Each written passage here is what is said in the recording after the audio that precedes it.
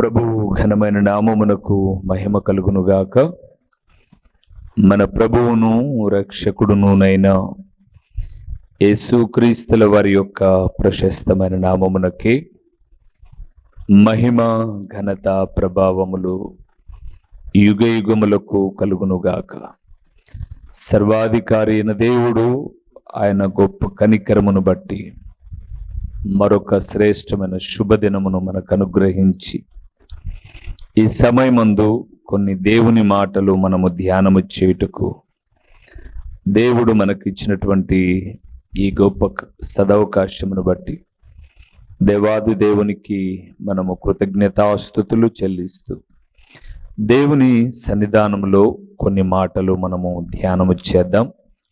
దేవుని సన్నిధానంలో ఆ విలువైన మాటలు ధ్యానము చేటు కొరకై దేవుని పరిశుద్ధ పాద సన్నిధికి వచ్చిన దేవుని ప్రియబిడ్డలైన మీ అందరికీ కూడా మన ప్రభువును రక్షకుడునునైన యేసుక్రీస్తుల వారి యొక్క ప్రశస్తమైన నామములో హృదయపూర్వకమైన వందనములు తెలియచేయచ్చు ఉన్నాను.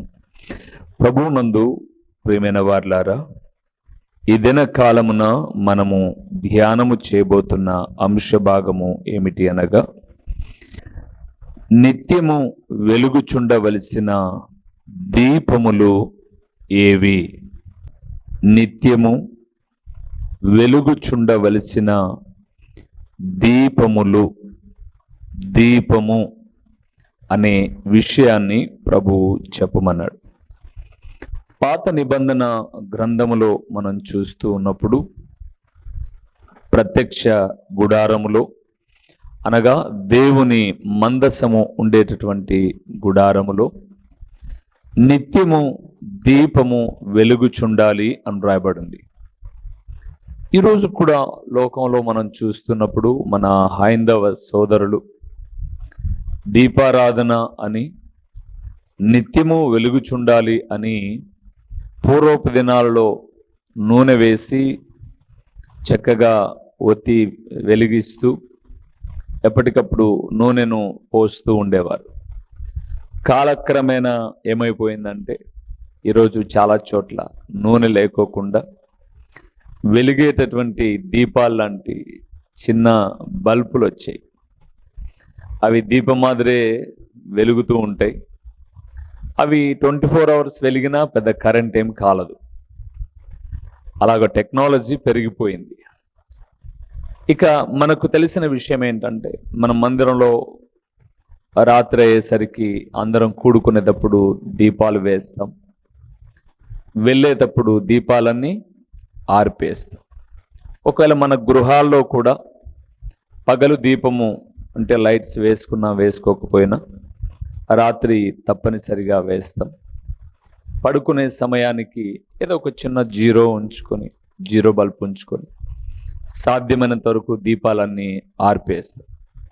కొంతమందికి దీపం ఉంటే నిద్ర రాదు, కొంతమందికి దీపం ఉంటే రాదు, కొంతమంది దీపం లేకపోతే రాదు. అలాంటి వివిధ ధోరణులు. అయితే ఆ దీపం కాదు నేను చెప్పేది. ఈరోజు నిత్యము వెలుగుచుండవలసిన కొన్ని దీపాలు మీకు నేను జ్ఞాపకం చేస్తాను. రండి లేఖన భాగంలోనికి వెళ్దాం. సామెతల గ్రంథము 20వ అధ్యాయము 27వ వచనాన్ని ఒకసారి మనం చూద్దాం. ఏ దీపము వెలుగుచుండాలో ఈరోజు కొన్ని దీపాలను మనం చూద్దాం. 27వ వచనం. నరుని ఆత్మ యెహోవా పెట్టిన దీపము అది అంతరంగములన్నీ శోధించును. చాలు. మొదటిది ప్రియులారా, నిత్యము వెలుగుచుండవలసిన దీపము, వెలగాలని కోరుకునే దీపం ఏంటి అనంటే, నరుని ఆత్మ యెహోవా పెట్టిన దీపం. ఇందాక కొన్ని దీపాలు చెప్పాను మీకు. దేవాలయాలలో నూనె వేసి నిత్యము దీపం వెలుగుతూ ఉండాలి అని, ఇంట్లో దీపం వెలిగేలాంటి చిన్న లైట్స్ వచ్చాయి, అవి వెలుగుతూ ఉంటాయని, ఇలాగా ఇంట్లో లైట్స్, చర్చిలో మందిరంలో లైట్స్, ఇలాగ చెప్పుకున్నాం. ఇవన్నీ వెలగాలి అని అంటే ఖచ్చితముగా ఎవరో ఒకరు దాన్ని స్విచ్ వేయాలి. అది మనకు తెలుసు. ఒకవేళ స్విచ్ వేసినా ఆ ట్యూబ్లో ఉన్నటువంటి కరెక్ట్ అయినటువంటి పరికరము అటాచ్మెంట్ సరిగా లేకపోతే అవి వెలగవు. సరే, వెలిగాయా వెలగలేదా అన్నది తర్వాత ప్రక్కన పెడితే ఎవరో ఒకరు ఇంట్లో సాయంత్రం అయ్యేసరికి లైట్ వేయాలి, పడుకునే సమయంలో ఆఫ్ చేయాలి. ఇది మనకు తెలిసిందే. ఇక్కడ నరుని ఆత్మ ఉంది చూడండి. ఈ దీపాన్ని వెలిగించేవాడు ప్రభువైన యేసుక్రీస్తు. మరలా గుర్తుపెట్టుకోండి, నరుని ఆత్మ యెహోవా పెట్టిన దీపము అంటే ఈ దీపాన్ని వెలిగించాల్సింది ఆయనే, డాక్టర్లు కాదు, లేదా లోకంలో ఉన్న ఏ వ్యక్తి కాదు. ఈ దీపము అనేది, ఈ శరీరము ఇంత కాంతివంతంగా ఉంది చూడండి. మీరు ఎప్పుడైనా చక్కగా ముఖం కడుక్కొని అద్దం దగ్గరికి వచ్చినప్పుడు, ఆ పౌడర్ రాసుకునేటప్పుడు, లేదా స్నానం చేసిన తర్వాత మీ ముఖాన్ని అద్దంలో చూసుకునేటప్పుడు ఆ ముఖములో కాంతి కొంతైనా ఉంది అంటే అది అద్దం వల్లనో ముఖం వల్లనో కాదు, అంతరంగములో ఉన్నటువంటి ఆత్మ అనే దీపము వెలుగుచుండుటను బట్టే. ఇంకా మీకు అర్థం కావడానికి, చనిపోయిన వ్యక్తి దగ్గర తల దగ్గర దీపం వెలిగించింటారు. ఎందుకు వెలిగించారు అని అడిగితే వాళ్ళు చెప్పలేరు, ఎందుకు వెలిగించారో అర్థం కాదు. కానీ ఒక ప్రాముఖ్యమైన విషయాన్ని గమనించండి. ఆ చనిపోయిన వ్యక్తి ఎదురుగా మీరు అద్దమే పెట్టినా, అత్తరే పూసిన ఆ దేహంలో జీవం ఉండదు. అప్పుడప్పుడు మనం అంటాం, అస్సలు చచ్చిపోయినట్టే లేడు కదా, నవ్వుతూ ఉన్నాడు అని. ఆ రోజుకు నవ్వుతూనే ఉంటాడు. 2-3 రోజులైంది అని అంటే ఆ రూపం వికృత రూపం అయిపోతుంది. ఎందుకు అలాగంటే ఆత్మ మాత్రమే ఈ దేహాన్ని వెలిగించగలదు. అందుకే మీరు అక్కడ చూశారో లేదో, నరుని ఆత్మ యెహోవా పెట్టినటువంటి దీపము. ఆ దీపము అంతరంగాలను శోధిస్తుంది. ఇది ఎలాగా అనంటే, ఏమేమి చేయాలో ఏమేమి చేయకూడదో ఈ మనస్సులో ఉన్న ఆలోచనలు శోధనగా బయటికి వెళ్ళడానికి ఆత్మ ఉండుటను బట్టే. అయితే ఈ దీపము నిత్యము వెలగాలంటే మనం చేసే ప్రయత్నాల వల్ల, తినే తిండి వల్ల, చేసే ఎక్సర్సైజ్ వల్ల కాదు. ఇది మాత్రం యెహోవా వలన మాత్రమే. అంటే సృష్టికర్త అయిన దేవుని వలన మాత్రమే. ఎలాగా అంటే ఆదికాండం మనము మొదటి 2 అధ్యాయాలు 3 అధ్యాయాలు చూస్తూ ఉన్నప్పుడు ఈ దీపాన్ని, ఈ మంటి ఘటాన్ని మహిమైశ్వర్యముతో నింపడానికి ఈ దేహములో ఆయన జీవాత్మను ఊదాడు. అది మాత్రమే వెలిగిస్తూ ఉంది. లైట్కు గ్యారంటీ ఉన్నట్లుగా మన జీవితానికి గ్యారంటీ మన చేతుల్లో లేదు, కానీ ప్రభువు చేతుల్లో ఉంది. ఆయన వెలిగించే అంత వరకు ఈ దీపము వెలుగుతూ ఉంటుంది. అందుకే ఆత్మ అనే దీపం ప్రభు సహాయం వలన వెలుగుతుంది. కాబట్టి ఎప్పటికప్పుడు ఆయన సహాయాన్ని కోరాలి, ఆయన వెలిగించమని మనం ఆయన అర్థిస్తూ ఉండాలి యెహోవాను. 2వ దీపాన్ని కూడా మనం చూద్దాం. కీర్తనల గ్రంథము 119వ కీర్తన 105వ వచనాన్ని ఒకసారి మనం చూద్దాం. ఇక్కడ వెలిగేటటువంటి దీపం మరొకటి ఉంది, అది చూద్దాం. 109వ కీర్తన 105వ వచనం. నీ వాక్యము నా పాదములకు, నీ వాక్యము నా పాదములకు దీపమును, నా త్రోవకు వెలుగునై ఉన్నది. చాలు. 2వది ప్రియులారా, వాక్య దీపము ఈ ఆత్మ దీపములో వెలుగుతూ ఉండాలి. వాక్యం లేకోకుండా బ్రతికేం చూడండి, దానికి విలువ లేదు. వాక్యము ఎవరిలో అయితే ఉంటుందో వారు చక్కగా వెలుగుతారు. అంత మాత్రమే కాదు, చక్కగా జీవితాన్ని కొనసాగించుకుంటారు. మరలా చెప్తాను, నీ వాక్యము నా పాదములకు దీపమును నా త్రోవకు వెలుగునై ఉన్నది అనే మాటను మనం చాలా మాటలు చదువుకున్నాం, ఇప్పుడు కూడా చదివాం. ఇక్కడ రెండు విషయాలు చూడండి, పాదములకు దీపము, త్రోవకు వెలుగు. ఏది? వాక్యము. మిమ్మల్ని అడుగుతాను ప్రభునందు ప్రియులారా, వాక్యము కొంతైనా మీ జీవితంలో లేనప్పుడు మీ నడవడి లేదా మీ పొదుపు, మీ జీవిత విధానం ఎలాగుంది? వాక్యము మీలోనికి వచ్చిన తర్వాత, మీ అంతరంగాలను వాక్యము వెలిగించిన తర్వాత మీ యాటిట్యూడ్, మీ విధి విధానం ఎలాగుందో మిమ్మల్ని అడిగితే మీరు అందరూ చెప్తారు.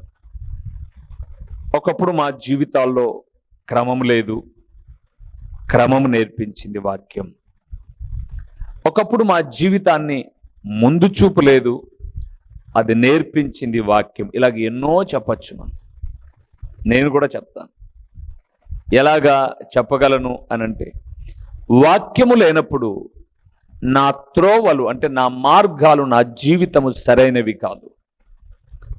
వాక్యము ఎప్పుడైతే నా అంతరంగములో ఉన్న ఆత్మను వెలిగించిందో నా త్రోవ సరైనదిగా, తప్పటడుగులు వేయకోకుండా, తప్పు దారిలోనికి వెళ్ళకోకుండా సరైన మార్గములో నడిపిస్తూ ఉంది. ఈరోజు వాక్యము లేని వారిని చూడండి, ఎన్నో వ్యసనాలు, త్రాగుడని, జూదమని, వ్యభిచారమని, అల్లరితో కూడిన ఆటపాటలు, ప్రతి నీచమైన కార్యాలు ఉన్నాయి క్రైస్తవులు అనబడే వారిలోనే. ఎందుకు అలాంటి కారణాలు అంటే వారిలో ఏమి లేదు, వాక్యం లేదు. మన జీవితాలు చిన్నవే అయినా, మన సంపాదన కొంతే అయినా ఒక క్రమబద్ధీకరంగా ఉంది. ఎందుకు అనంటే వాక్యమును బట్టి.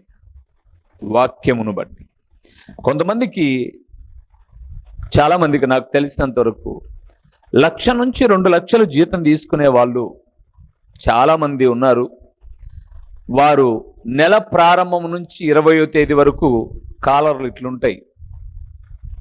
నెల చివరికి వచ్చేసరికి కాలర్లు లోపలికి వెళ్ళిపోయి, ఇంత సంపాదించే వాళ్ళు కూడా ఛార్జీ కడుక్కుండే వాళ్ళను నేను చాలామందిని చూశాను. ఏంటి పరిస్థితి అన్నప్పుడు, ఉన్నప్పుడు విచ్చలవిడిగా అవసరమైనవి అనవసరమైనవి కొన్నారు. ఇప్పుడు ఆర్థికంగా చితికిపోయారు. అందుకే గుర్తుపెట్టుకోనండి ప్రియులారా, ఒక మాట నేను ఎప్పుడూ అంటుంటాను, అనవసరమైనవి కొంటే ఆర్థికంగా చితికిపోతాం, అవసరమైనవి వదులుకుంటే మానసికంగా కృంగిపోతాం. అవసరం అంటేనే కొనాలి. కొంతమందికి అవసరం లేకపోయినా కొని ఆటో మీద పెడతారు. ఎందుకు? ఏమదేమన్నా బంగారం రేపు మళ్ళా ఓఎమ్మో ఉన్నట్లుండి, నేను చిన్నగా ఉన్నప్పుడు 5,000 10,000 నుండి 1,00,000 అయిపోతుంది అనడానికి ఏం కాదు. అవసరం లేంటి కొంటూ ఉంటారు. అందుకే మనిషి వాక్యపు వెలుగు లేకపోతే దుబారా అంటే అనవసరమైనవి ఎక్కువ ఉంటాయి. చూడండి, అనవసరమైనవి ఎక్కువ ఉంటాయి. ఒక సోఫా కొన్నాం అనుకుందాం, ఫర్ ఎగ్జాంపుల్. ఒక కుర్చీని మనం బాగు చేయించుకోలేం. పూర్వపు అయితే ఈ ఐరన్ ఉండేవి. ఇప్పుడు ఒక సోఫా కొన్నాం అనుకుందాం, ఒక 20,000 25,000 పెట్టింటాం. 20,000 25,000 పెట్టింటాం. ఖచ్చితంగా 20,000 పెట్టినా, 2 లక్షలు పెట్టినా, వాడంగా కూర్చోంగా అదేమైపోతుంది, గుంత అయిపోతుంది. ఇప్పుడు వాక్యపు జ్ఞానం కలిగిన వాళ్ళు ఏం చేస్తారంటే, పాతదాన్ని బయట పడేరు. ఏం చేయొచ్చు, మరలా రిపేర్ చేస్తే 25,000 పెట్టాము చూడండి, ఇప్పుడు 10,000తో మరలా కొంతకాలం కాదు, ముందు ఎంతకాలం వచ్చిందో అంతకాలం మరలా వస్తుంది. ఈ జ్ఞానం ఉండదు. మోడల్ కొత్తది వచ్చిందని దీన్ని తీసిపోయి బజార్లో దొబ్బింటారు. ప్రతి వస్తువు అది కుక్కర్ కానీ, లేకపోతే వాషింగ్ మెషిన్ కానీ, ఇంకా ఎన్నో పాతగా అయిపోగానే లేటెస్ట్ వచ్చింది అని. నేను అంటాను, నీకు వాక్యపు జ్ఞానం ఉంటే అందుకే పెద్దలు అనేవారు, పొదుపు అనేటటువంటిదట, లేకపోతే ఇంకొక మాట చెప్తాను, ముందు చూపు అనేది మునిగిపోకుండా నిలబెడుతుంది. ఏ చూపు? ముందు చూపు. రేపొచ్చే విపత్తును ఈరోజే గుర్తించే విధానం వాక్యం మాత్రమే ఇస్తుంది ప్రియులారా. మునిగిపోకోకుండా. కొంతమంది అప్పు దొరుకుతుంటే చేస్తూనే ఉంటారు, తీర్చేది రాదు. దేవుని వాక్యము నడిపిస్తుందండి, చాలా చక్కగా నడిపిస్తుంది, చాలా చక్కగా నడిపిస్తుంది. దేవుని వాక్యము ఎప్పుడైతే నేను చదవడం, అనుసరించడం నేర్చుకున్నానో, నా జీవితాల్లో చాలా, నా ప్రవర్తన, నడక, ప్రతి విధానంలో కూడా చాలా జాగ్రత్త నేను వహించాను. నాతో స్నేహం చేసిన వాళ్ళు ఎవ్వరు కూడా నన్ను అనని ఒకే ఒక్క మాట ఏంటంటే, నేను పిసినోని కాదు, నేను పిసినోని కాదు. ఒకవేళ మీరు కూడా ఏమన్నా అనుకుంటారో నాకు తెలియదు. కారణం ఏంటంటే, నేను చాలా జాగ్రత్తగా ధనాన్ని వెదజల్లుతూ, దేవుని పరిచర్యకు, దేవుని పిల్లలకు వెదజల్లుతూ, కానీ చాలా అందులో పొదుపు ఉండి, అప్పు చేసి వెదజల్లను, ఇచ్చిన దాన్ని చాలా జాగ్రత్తగా ఉపయోగించి, అవసరమైనప్పుడు దాన్ని అలాగ స్ప్రెడ్ చేసినప్పుడు చాలామంది ఏమనుకుంటారంటే, ఇతని దగ్గర చాలా డబ్బులుందేమో అని అనుకుంటారు. కానీ ఒక్క మాట చెప్తాను, నేను ఏదైనా ఒక్క చిన్న పని చేయడానికి దాదాపు కొన్ని వారాలని చెప్పచ్చు, నెలలని చెప్పచ్చు, ప్రార్థన, ప్రాముఖ్యంగా సిద్ధపాటు, ప్రాముఖ్యంగా పొదుపును యోచించి, అది మీతో చెప్పను, ప్రభువుతో చెబుతూ దాన్ని జాగ్రత్త వహించడానికి ఏకైక కారణం వాక్యం. వాక్యం. అందుకే నేను పిలిస్తే ఆత్మీయులైన, సేవకులైన పిలవలేదని బాధపడే వాళ్ళే ఉంటారు, కానీ పిలిస్తే పరుగెత్తుకుంటూ ఎందుకు వస్తారంటే, అతని దగ్గరికి వెళ్ళిన మనం ఏ ఒక్కరం మన మర్యాదలకు కానీ, మన యొక్క ఆర్థికంగా మనల్ని బాధ పెట్టడానికి కానీ రాదు అని ఒక కారణం ఏంటంటే, సిద్ధపాటు, ముందు చూపు. దేవుని బిడ్డలారా, మీకు కూడా చెప్తున్నాను, వాక్యము నిజంగా అనుసరించారనుకోండి, దుబారా ఎప్పుడు కూడా మీరు చేయరు. ఎప్పుడు చేయరు మీరు, ఎప్పుడు చేయరు మీరు, ఎప్పుడు చేయరు మీరు. అవునా? ఎందుకో తెలుసా? ఒక గుండి పోతే షర్టు పక్కన పెట్టాల్సిన అవసరంలా. ఒక బటన్ పోయింది, షర్టే పక్కన పెట్టాల్సిన అవసరంలా. చిన్న మరక అయింది, షర్టే పక్కన పెట్టాల్సిన అవసరంలా. వాక్యం ఉన్నవాడు చేయడది. ఒక బటన్ ఖరీదు మహాబజార్కి వెళ్ళి కొనుక్కొచ్చుకుంటే, షర్ట్ తీసుకుపోయి సేమ్ కలర్ కొనుక్కొచ్చుకున్నా రూపాయి కన్నా ఎక్కువ కాదు, 15 పైసల కన్నా దారం ఎక్కువ కాదు, రూపాయిన్నరతో మళ్ళీ వస్త్రాన్ని ఇచ్చేయచ్చు. వాక్యం ఉన్నవాడు తన త్రోవను చాలా చక్కగా నడిపించుకుంటాడు. నేను అడిగితే ఇక్కడ ఉన్న వాళ్ళకి అందరికీ బీరువాకు పట్టనన్ని బట్టలు ఉంటాయి, పట్టవు బీరువాలు మీకు. కానీ ఎప్పుడు ఆడోళ్ళు అయితే నైటీ మీద ఉంటారు, మగోళ్ళు అయితే ఏది చినిగిపోయింటే అది వేసుకుంటా అంటారు. ఎందుకయ్యి? మా పరిమళమ్మ వాళ్ళ నాయన టీచర్, అంటే మా మామ మళ్ళీ ఇంటి వెనకంటది, మామ అనకపోతివే, సరేలే. ఆయన గవర్నమెంట్ టీచరు, జీతం వస్తే ప్రతి నెల డ్రెస్సు. ఒక్కరోజు అప్పుడు నేను ప్రారంభ దినాల సేవలో వాళ్ళ ఇంటికి వెళ్తే బీరువాకు బేర్చాడట్లే. నా ఏమన్నా సరిపోతే వాడుకో అన్నాడు. అన్ని ఆఫ్ షర్ట్లు. నాకు ఆఫ్ షర్ట్లు అంటే సన్నగా ఉండగా అప్పుడు ప్రారంభ దినాల్లో పెద్దగా నచ్చేది కాదు. వేసుకో ఏది కావాలనో అని అన్నాడు. ఏం వద్దులే, ఒకవేళ షర్ట్ అయితే పడుతుంది కానీ ప్యాంట్ ఎడబడుతుంది, అది ఒక రకం ఉంటుంది, నేను ఒక రకం ఉంటాననుకొని తీసుకోవాలా. ఆయన చనిపోయేటప్పుడు చూశాను నేను, ఒక లుంగి కప్పారు ఒంటి మీద అంతే. చనిపోయేటప్పుడు వృద్ధాశ్రమంలో చేర్చారు. వెళ్ళకిలా పడుకొని దేహం అంతా అట్టగట్టిపోయింది పాపం. ఒక లుంగి మాత్రం అలా కప్పెట్టారు. చాలా బాధలేసింది. నేను ఆయన చాలా మాటలు గద్దించాను, కానీ అప్పుడు మాత్రం కల్లారా ఏడ్చాను. వాడుకుంది ఎందుకు తెచ్చిపెట్టుకోవడం? వాడుకుంది ఎందుకు తెచ్చిపెట్టుకోవడం? అందుకే వాక్యము ఎవరి దగ్గర అయితే ఉంటుందో వారి త్రోవ, అంటే వారు నడిచే విధానం, జీవించే విధానం ఉంటుంది చూడండి, సూపర్గా ఉంటుంది. అది సూపర్గా ఉంటుంది. కొంతమంది ఎప్పుడు వేసిన డ్రెస్సే వేస్తా అంటారు, మిగతాది వాడరుగా. ఈ ప్యాంటు నచ్చిందే, ఇది చినిగిపోయి లాస్ట్ కోయినను కోయాలని అట్టే. ఈ శారీ నచ్చింది, ఇది ఒకటే. ఇంకా మరి ఇవన్నీ ఎందుకు కొనుక్కున్నావు? డబ్బులు వృధా. దేవుని బిడ్డలారా, ముందు చూపు అనేది మునిగిపోకుండా చేస్తుంది. అంటే వ్యర్థమైనవి కొనకూడదు, అవసరమైనవి వదులుకోకూడదు. వ్యర్థమైనవి ఆ అమ్మ కొంటుందని ఈయన కొనాల్సిన అవసరం లే. నీకు అవసరమైతేనే కొనాలి, నీకు అక్కరంటేనే కొనాలి.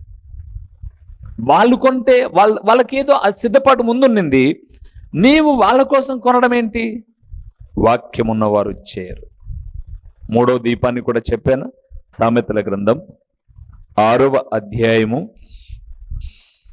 23వ వచనం. ఇక్కడ ఒక దీపం, ఆజ్ఞ దీపముగాను, ఆజ్ఞ దీపముగాను, ఉపదేశము వెలుగుగాను ఉండును. శిక్షార్థమైన గద్దింపులు జీవ మార్గము. 3వ దీపం ఆజ్ఞ. ఆజ్ఞ ఏ ఆజ్ఞ? దైవికమైన దేవుని మాట. ఆజ్ఞ అంటే దేవుని మాట. దీపము ప్రియులారా, నిన్ను నడిపించేది ఆయన మాటే, నిన్ను సమాజంలో నిలవబెట్టేది ఆయన మాటే, బ్రతుకును దీవెనకరంగా మలిచేది ఆజ్ఞే. ఇశ్రాయేలులు దేవుని ఆజ్ఞలో కొనసాగినంత కాలం వారి జీవితాలు ఘనంగా ఉండి పాలు తేనెలు ప్రవహించే కనానును చేరుకోగలిగారు. ఆజ్ఞలో ఎవరెవరు లేరో వారంతా అరణ్యంలోనే చచ్చిపోయారు. ఆజ్ఞ ఎంత విలువైందో చూడండి. మీకు అర్థం కావడానికి చెప్తా. పెద్దలు కొన్ని మాటలు చెప్తారు, ఇలాగొద్దు ఇలాగా అని. అమ్మో నాన్నో పెద్దలు చెప్పేటటువంటి మాటను మనం పెద్దగా పట్టించుకోం. వీళ్ళు ఇట్లే చెప్తారులే, వీళ్ళదంతా పాతకాల పద్ధతులే అని అనుకుంటాం. కానీ నష్టపోయో, ఇబ్బంది పడో, బాధపడో, పూర్వపు స్థితిగతులను ఎరుగో చెప్పింటారు చూడు. అది గ్రహించకపోతే, అదిగో అక్కడ రాయబడి ఉంది, శిక్షార్థమైన గద్దింపులు లేకపోతే జీవితము అంధకారంలోనికి వెళ్తుంది. నరుని ఆత్మ యెహోవా పెట్టిన దీపం, ఆయన వాక్యం మన పాదములకు దీపం, ఆయన ఆజ్ఞ మన ఆధ్యాత్మిక జీవితానికి దీపం. ప్రతిరోజు ఒక వాక్యం వింటూ ఉన్నాం. ఆ వాక్యము ఆయన ఆజ్ఞే. ఆయన ఆజ్ఞ అనగా ఆయన మాటే. ఆయన మాట దీపము. దీపము. సర్వేంద్రియానం నయనం అత్యంత విలువైనటువంటిది. అది సర్వ ఇంద్రియాలలో, దేహంలో ఉన్న అన్ని అవయవాలలో కన్ను చాలా జాగ్రత్తమైనది. మా బ్లెస్సీకి కంటి గురించి ట్రీట్మెంట్ ఇచ్చినప్పుడు 10వ తరగతిలో జరిగిన ఒక ఇన్సిడెంట్ చెప్తాను. 10వ తరగతిలో అంత సైట్ లేదు, అప్పుడప్పుడే ప్రారంభం కాబట్టి ఒక థెరపీ చేస్తే సైట్ ఇంప్రూవ్ అవుతుంది చేయమనండి అని తిరుపతి దగ్గరికి వెళ్తే, ప్రొద్దున నుంచి సాయంత్రం వరకు డాక్టర్లు అందరూ అబ్జర్వేషన్ చేసి సాయంకాలం చెప్పిన మాట ఏంటంటే థెరపీ చేయమనండి అన్నాడు. అంటే ఏంటి సార్ అంటే, కుడి కన్ను అమ్మాయికి చూపు తగ్గుతుంది కాబట్టి సో మీరు ఎడమ కన్నును పూర్తిగా అద్దాలు ఇస్తాం, దాన్ని క్లోజ్ చేయండి, పైన ఒక ప్లాస్టర్ వేసేసి, బ్లాక్ ప్లాస్టర్ వేసి దీంతోనే చూడడం రాయడం కనీసం రోజుకు ఒక 2 నుంచి 3 గంటలు చేస్తే ఈ నరాల మీద ఒత్తిడి పడి కన్ను దృష్టి పెరుగుతుంది, దాన్నే థెరపీ అంటారు అని చెప్పారు వాళ్ళు. సరే సార్ అని ఏ మధ్యరాత్రికో ఇంటికి వచ్చి ప్రొద్దున్నే అద్దాలు ఆర్డర్ ఇచ్చి థెరపీ చేయని చెప్పేసి అంటే అమ్మ 10th క్లాస్ చదువుతుంది అప్పుడు నివేదిత స్కూల్లో. అందరి ముందర నాకు షేమ్ అవుతుంది అని అనింది.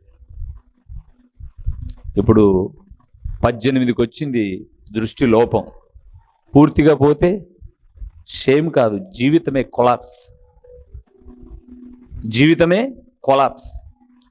బుద్ధి వచ్చి ఇంటర్మీడియట్కి ఇప్పుడు చేస్తా థెరపీ అనింది. డాక్టర్లు అన్నారు థెరపీ కాదు ఇప్పుడు, ఎన్ని ప్రయత్నాలు చేసినా ఇప్పుడు నో యూజ్ అన్నారు. ఎందుకు ఈ మాట చెప్తున్నానంటే, అవకాశం ఇచ్చినప్పుడు దీపాన్ని ఉపయోగించుకోకపోతే ఆరిపోయిన తర్వాత అది ఆత్మ అయినా, వాక్యమైనా, ఆజ్ఞ అయినా, కన్నైనా దూరమైనాక బహుఘోరాతి ఘోరంగా బాధపడిన ఏ ఉపయోగము లేదు. అందుకే దేవుడు ఇట్టి దీపాలను మన మధ్యలో పెట్టాడు. జాగ్రత్త. ఈరోజు పిల్లలకు చిన్నప్పుడే ఇంతింతలా అద్దాలు వచ్చాయి. ఎందుకు? ఈ దీపం మీద ఒత్తిడి ఎక్కువైపోయింది. చూడకూడనివన్నీ చూసేస్తూ ఉన్నారు. రాత్రి పగలు తేడా లేకుండా ఇంటికి వస్తేనే ఫస్ట్ ఫోన్ పట్టుకుంటున్నారు పిల్లలు. దానివల్ల ఎంతో ప్రమాదం.